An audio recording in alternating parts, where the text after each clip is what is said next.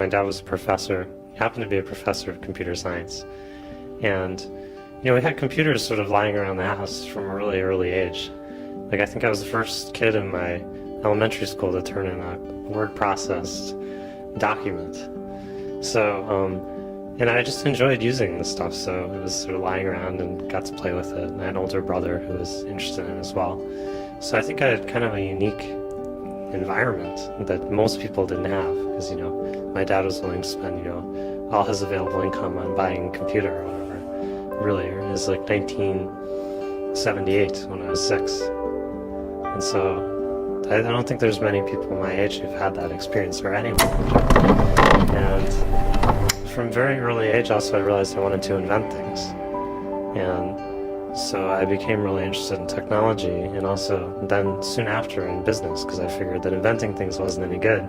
You really had to get them out into the world and have people use them, right, to have any effect. So probably from when I was 12, I knew I was going to start a company eventually.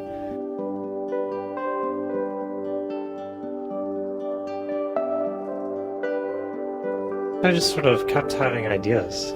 I mean, we had a lot of magazines lying around our house. It was kind of messy, so you kind of read stuff all the time, and I'd read like Popular Science or I don't know, things like that, and I just got interested in stuff, I guess, and technology and how devices work. And my brother taught me how to take things apart, and I took apart everything in the house, and so I just became interested in it for whatever reason.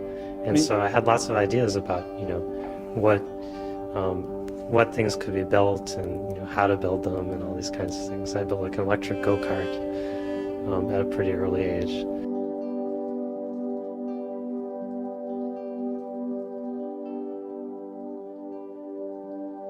I read all the computer magazines and things like that, and I was sort of interested in how these things really work, and anything having to do with the mechanics behind things, either the mechanics or the electronics. Or, I wanted to be able to build things. Actually, in college, I built an inkjet printer out of Legos, because I wanted to be able to print really big images. I figured you could print really big posters really cheaply using inkjet cartridges. So I reverse engineered the cartridge, and I built all the electronics and mechanics to drive it. And just sort of fun projects. And I like to be able to do those kinds of things.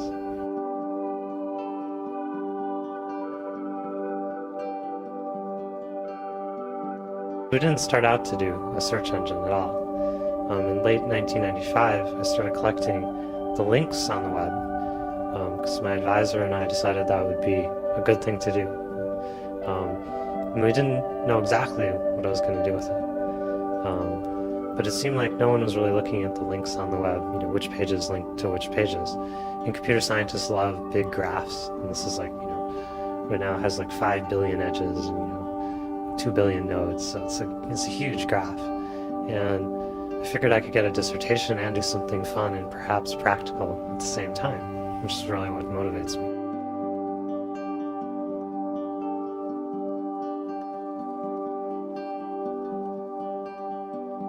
Well, I think the age is a real issue. I mean, it's certainly a handicap in the sense of being able to manage people and to hire people and all these kinds of things.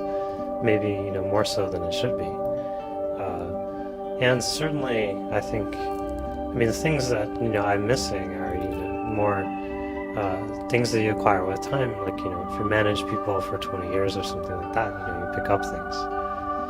So certainly I lack experience there. And that's an issue, but I sort of make up for that, I think, in terms of understanding where things are going to go, having vision about the future, and really understanding, the industry I'm in and what the company does, and also sort of the unique position of starting a company and working on it for 3 years before starting the company, and working on it pretty hard, so whatever, 24 hours a day.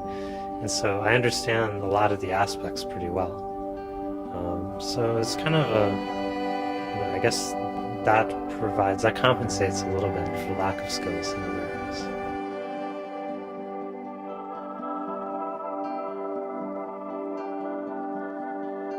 Well, I think Google is great because it's it's basically artificial intelligence would be the ultimate version of Google. So if we had the ultimate search engine, it would understand everything on the web. It would understand, exactly what you wanted, and it would give you the right thing. And that's obviously artificial intelligence. It would be able to answer any question, basically, because almost everything is on the web, right? And so we're nowhere near doing that now. However, we can get incrementally closer to that, and that's basically what we work on. And that's tremendously interesting from an intellectual standpoint.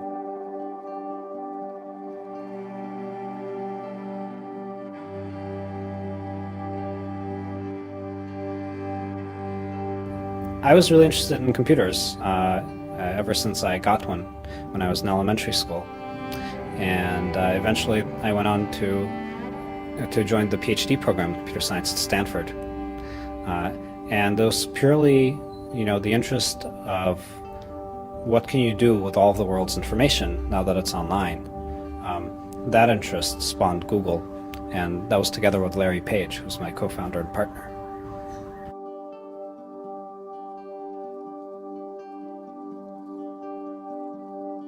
I think as a kid, I always had a kind of scientific curiosity.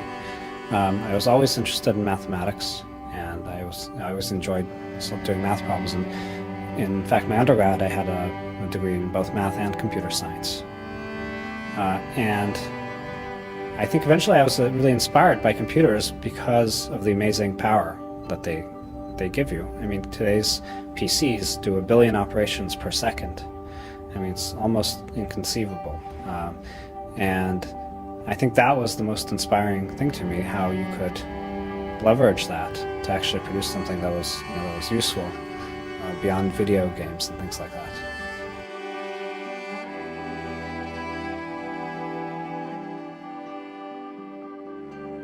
At Google, our mission is to make the world's information accessible and useful, and that means all of the world's information, which now in our index numbers over 1 billion documents.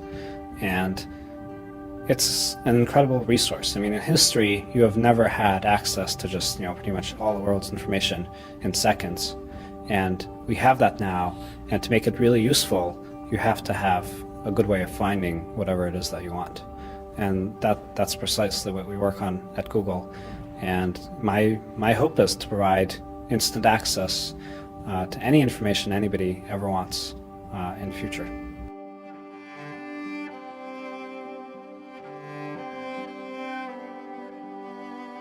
I was fortunate to be at Stanford, and I was really interested in data mining, which means analyzing large amounts of data, discovering patterns and trends. And at the same time, Larry joined Stanford in '95, and he started downloading the web, which is, turns out to be the most interesting data you can possibly mine. And our joint effort, just looking at the data out of curiosity, we found that we had technology to do a better job of search. And from that initial technology, we got really interested in the problem, and we realized how impactful having great search can be. And so we built technology upon technology after that to bring Google to where it is today, and we continue to develop lots of technology for tomorrow.